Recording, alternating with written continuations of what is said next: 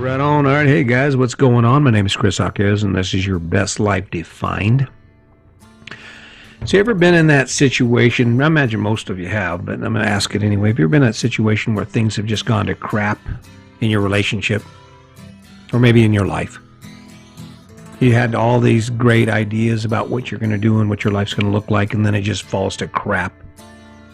And there you are, you're laying in bed, staring up at the ceiling in the dark, right? Thinking about how tomorrow's going to go. Both said things you shouldn't have said, and now you're trying to figure out how you're going to fix it. Wake up the next day and you're kind of walking on eggshells around each other. There's not really much conversation, much eye contact. You're still both hurt. Then what happens? Well, then you start to talk and there's a conversation. Maybe you trade sorries. I'm sorry, so am I. A hug, a kiss. And then you pick up the pieces and you move on. What's ironic about that situation is nothing changes. So you have this bundle of pieces and eventually you get things put back together, and a week goes by and you're laughing and joking again and you're being the way you've always been with each other, right? The sad part about this idea of picking up the pieces is that in picking up the pieces, you're basically not changing anything. You're going through the same cycle as you will go through again and again and again. Have you ever thought about coming up with something new? I mean, your relationship, or right now your relationship's shattered on the ground because of some choice someone's made or something someone said. Why would you grab that back up, that same standard that you operate in, when you could actually just pick something new? Obviously, that doesn't work. It's broken. It's in pieces on the floor, right? There's something about that exchange that's not good, right? So why wouldn't you pick up something new? Grab something new off the shelf. Try something you haven't done. Work through it. Talk about it. Maybe that's the ticket. I mean, it worked for us. Sandy and I, we've always been friends, I think. We've never always been the best of friends.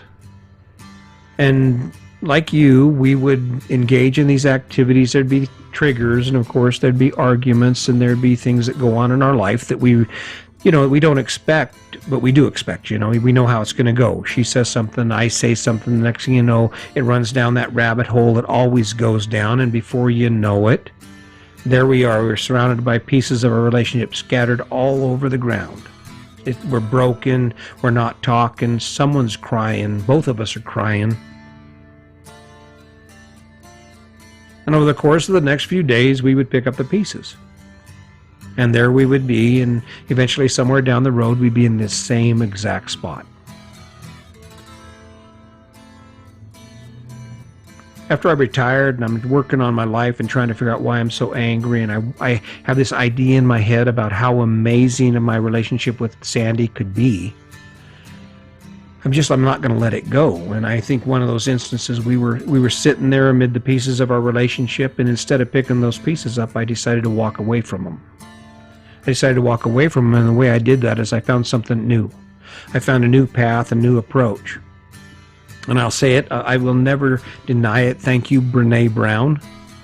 Brené Brown, the author of The Power of Vulnerability. She's the author of several books. She's an amazing person, really smart, really insightful when it comes to what motivates us to be the way we are and to react the way we do. But I stepped into that realm and started learning something about myself I didn't know. And I presented my wife with that gift. Here's a new gift. Here's a new piece to our relationship that is not broken, that will mend what we have going on. It'll take us in a new place where we don't have to do those ugly things again. And we did it. We did it. And what's interesting about this doesn't just apply to your relationship. It applies to life. I look back at when my dad died.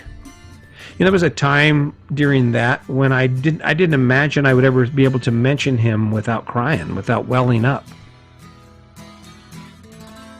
But there I am, my heart is in pieces on the ground, the most important man in my life is gone, I seen him every day for the last 28 years. Nearly every day in 28 years, he was at my house. Right? I'm like, damn, gone. If I had picked up the pieces of what was there before my dad died, I wouldn't be sitting here right now. I'd still be that angry, pissed off guy complaining about this, with my truckload of opinion about that. I didn't pick those pieces up. I started to, but there was a part of me that said, I can't. You can't do that anymore. I was just too tired of what I'd been doing. I just couldn't carry it on anymore. So I just stepped back, started looking at my life, started finding some new things to try, some new ideas about why I was the way I was, about learning about how I can change who I am so I can become the best person I can be. Took a lot of soul searching. I spent a lot of time talking to me about me, asking me questions about me. When you think about your life and anything that causes it to fall apart in front of you, you can pick up those pieces. But I say just pick something new that's not broken. Pick something new. Pick a new way of doing things that you haven't tried. It's that simple. COVID-19 has devastated a lot of families. It's tragic. And for me, I imagined when my dad died, I imagined not doing anything. I imagined there was a point there where I was just sitting down in my basement, drinking too much, angry at the world for what it had done to me. And had I stayed there, had I not escaped that, I can't imagine where I'd be. I know I'd probably be divorced. I probably wouldn't be sitting here doing a podcast right now because this takes energy. It takes positive energy based on the willingness to be honest with myself so I can be honest with you. I didn't pick any of those pieces up. I figured, hell, it's broken. Shit. Leave it on the ground. I'm going to go find something new, something better. Kind of a novel concept, right? When you're damaged and you're broken, you can try and put the pieces back together, or you can just walk away from that whole thing and say, you know what, I think we're just going to go with something that doesn't break quite so easy, or maybe doesn't break at all, right? Go with a new strategy so that I don't run around like a bull in a china shop, right? That's really what it amounts to. Don't pick up the pieces because they're broken. There's a reason they're on the ground. Don't go back to doing the things that you do. If you can't say something kind, if you can't find a way that doesn't involve being angry and frustrated or hiding behind any shield that you have, whether it's alcoholism or drug addiction, and your life is in pieces because of it, perfect opportunity for you to try something different. Perfect opportunity for you to face your fears and say, okay, this isn't working. Let's move on. Let's try something new. I don't know. It worked for me. It worked for me in so many ways, even now. Even now. Although I have to say, COVID-19 has been terrible for our country and for the world. But the cool part about it is, and I've said it before in previous podcasts, the tragedy, there's strength, there's power, and there's an opportunity in tragedy. For me, this required me to settle in and say, okay, what can I do? It gave me time to think about who I was and what I wanted to do in my life. And one of the things I wanted to do was I wanted to step out on a public stage and say, hey, you can do it better. You can do it like this. You don't have to live that life. You can change something about your life in a way that you will wake up for the rest of your life being glad you did. I did it. Sandy did it. We did it together. Our children are doing it. Every decision is based on one issue, one criteria. Will it make my life better? You can go there. You can do this just like I've done it. It's not rocket science. And where do you start? Well, you start by picking what you want.